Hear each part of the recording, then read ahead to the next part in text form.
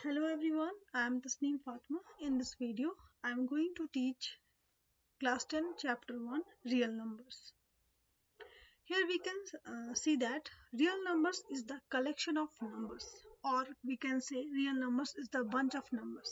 हम कई सारे numbers के collection को real number कहते हैं but mostly real number में दो numbers कंबाइन किए जाते हैं. One is rational number, second is irrational number.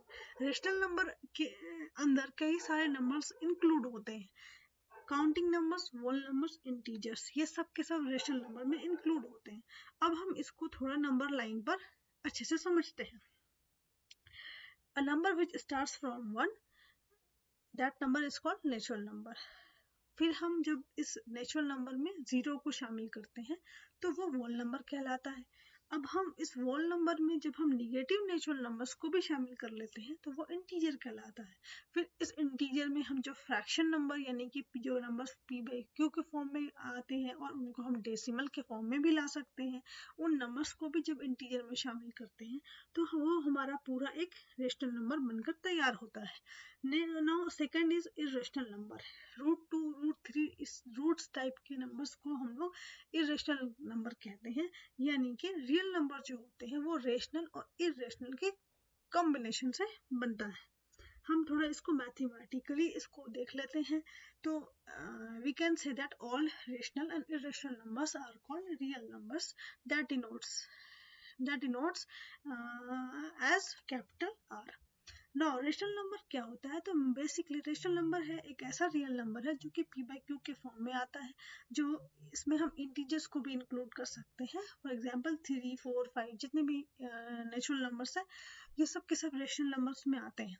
Irrational number जो है कि क्या होते हैं, एक ऐसा नंबर, एक ऐसा रियल नंबर जो कि पी बाई क्यू के फॉर्म में नहीं आ सकता, लेकिन ये डेसिमल के फॉर्म में आते हैं.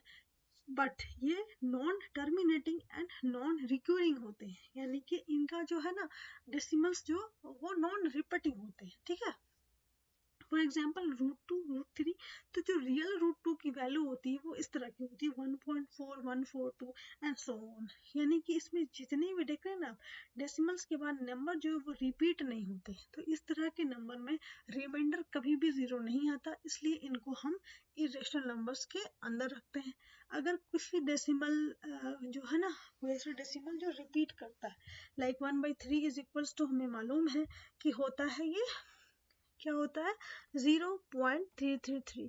तो ये जो हम बोलेंगे ना तो ये हमारा आ जाएगा, ये हमारा आता है रेशनल नंबर के अंदर. अब हम थोड़े कुछ और नंबर्स को भी जानते हैं. ठीक है. पहला है प्राइम नंबर. हमें मालूम कि प्राइम नंबर उसे कहते हैं जो कि डिविजिबल होता है 1 का एंड इटसेल्फ, खुद का. जैसे 2, 3, 5, 7, 11, 13, ये सब के सब प्राइम नंबर्स हैं.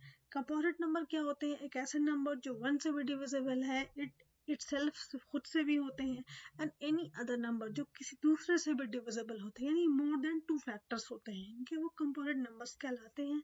फॉर एग्जांपल 4, 6, 9, 15, 18, ये सब क्या है? कंपोजिट नंबर्स है. नोट यहाँ पर ये करना है कि 1 जो है वो neither prime nor a composite number, यानी 1 जो है वो ना ही प्राइम है और ना ही कंपोजिट नंबर है. नाउ अब क्वेश्चन ये है कि हमें क्लास 10th में आखिर पढ़ना क्या है? तो हमें क्लास 10 में 1.1 में थ्योरम 1.1 में हमें पढ़ना है यूक्लिड्स डिवीजन लेमा. हमने पढ़ा है यूक्लिड डिवीजन एल्गोरिथम, ये सेम वैसे ही है. ठीक है. एल्गोरिथम जो हमने क्लास 9 में पढ़ा है. ये इतना बड़ा कुछ लिखा हुआ है, कई स्टूडेंट्स सोचेंगे मैम ये इतना बड़ा है, एकदम दिमाग से ऊपर चला गया, पर ये ऐसा नहीं है, ये सिंपल है जो हम पहले भी पढ़ चुके हैं. जैसे यहाँ पर लिखा है, ये जो लाइंस लिखी है ना, given positive integers a and b, there exist unique integers q and r satisfying. तो मोस्टली ये कह रहा है चार इंटीजर है ना, वो ये इनको सेटिस्फाई करता है. किसको? तो ये dividend is equals to divisor into quotient plus remainder. हम यहाँ a डिनोट्स करता है डिविडेंड को, डिवाइजर b डिनोट्स करते हैं, क्वोशिएंट्स को q डिनोट करते हैं, और रिमाइंडर जो है वो r को डिनोट करता है. तो हम ये फार्मूला पहले भी पढ़ चुके हैं. तो कुछ इस तरह से एग्जाम्पल लेते हैं कि अगर हमने 4 को डिवाइड किया 14 से, तो 4 3 जा 12 आता है और रिमाइंडर हमारा 2 बचता है। यहाँ पर एक लाइन लिखी है कि रिमाइंडर जो है हमारा r वो लाइज बिटवीन 0 एंड b।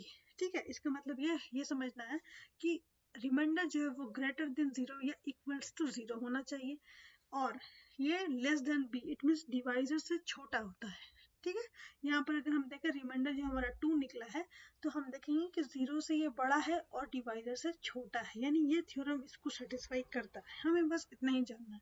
हमें ये मालूम कि हम जो पढ़ा है यूक्लिड्स डिवीजन एल्गोरिथम वो हम यूज करते हैं HCF फाइंड करने में। हमें यहाँ भी यही करना है। हम एक एग्जाम्पल देकर के समझते हैं इसको। या अब हमें कैसे ये इसको हम यूज करेंगे। तो हमने यहाँ देखा कि हमें दो चीज मिली है 455 एंड 42। इसको हमें इसमें HCF निकालना है।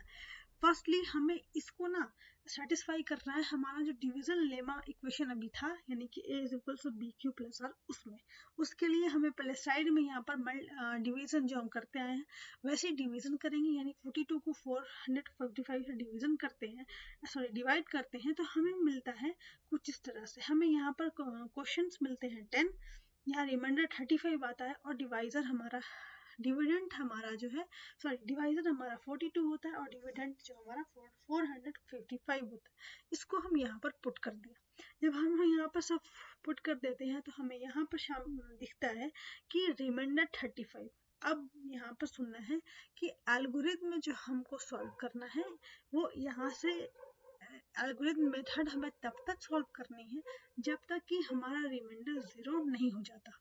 ठीक है, अब हम इसको सेकंड यानी कि हम लोग दूसरा प्रोसेस भी सेम यही करेंगे। अब हमें यह बात ध्यान ये रखना है कि हमारा जो फर्स्ट टाइम में डिवाइजर था वो बनेगा हमारा नेक्स्ट टाइम डिविडेंड, और जो हमारा रिमाइंडर था वो अब हमारा बन जाएगा डिवाइजर। यानी हमें 35 को अब 42 से डिवाइड करना है।